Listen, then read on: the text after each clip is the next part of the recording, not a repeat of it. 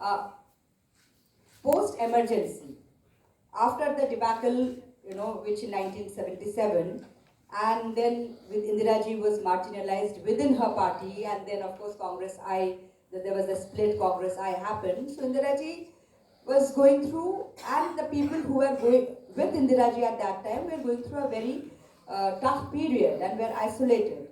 And I think Baba's loyalties towards her is very, very clear from his diary entries. I remember one entry, he writes that there is no question of my leaving Congress or Indiraji.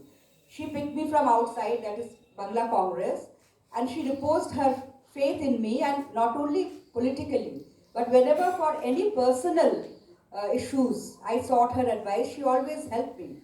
And if I leave her at her bad times, I will not only be able to ever face the public, but I will never be able to face myself. So he was very clear in his stance. And then he just stood by her, thick and thin, and we all know the history of Congress that time. The many old stalwarts who once upon a time said India is Indira, they all left her. So I think as the old bonds were falling away, new bonds were created. So do you think, am I audible? Yes. Do you think that his loyalty and personal gratitude to Mrs. Gandhi finessed his sense of the difference between right and wrong in his support for the emergency? I ask this because I don't think I have a It's not working.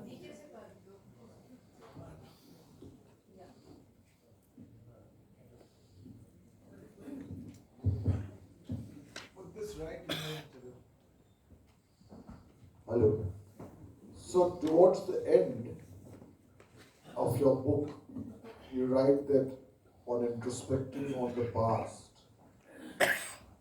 he felt that perhaps his loyalty to Indiraji, which was unflinching and for reasons which he explains, could have made him blind to some of her faults. Of course, the nation is very proud of her contribution, notwithstanding the emergency, but he, in a way, supported her through the emergency. But he later writes that perhaps his blind loyalties made him also blind to some of the aberrations she brought into the system, including personality cult, including a basic authoritarian non-democratic milieu within the Congress, and somehow the subversion of institutions. If I remember right, there is an entry in his diary. What is your reaction? My father himself has written at length in his first volume of his autobiography, The Gigantic Decade. And he's very openly and honestly said that, not only he, but anybody who was there within the Congress party, Congress government at that time, supported emergency. And here, when I would just like to say, 2 minutes about the emergency, obviously, there are two issues. One is the imposition of emergency itself and the conditions which led to emergency. And second part is, what happened during emergency, that the press censorship, the leaders, opposition leaders were put behind the bars. We all know about it. But what, as a lay person, and also I would say a Congress person, what not surprised me, but it was revealing to me to see that, what were the conditions that led to emergency. There was total anarchy in states. In state like Bihar, for example, there were arson, looting, continuous, disruption of public life. Even a union minister was assassinated. A judge, Supreme Court judge, there was an attempt to assassinate. So, under that, one has to see things in a historical perspective. Another thing, that emergency was a constitutional provision. So, the condition, while we are talking about emergency, I personally think the conditions which led to the imposition of emergency, also is extremely important to understand. And the current narrative, every year the emergency is 25th June, the day emergency was declared is kind of being termed as a black day or in Indian democracy. Everything is fine, but also one has to keep in mind why emergency, under what condition it was imposed. So it had nothing to do with the High Court yet.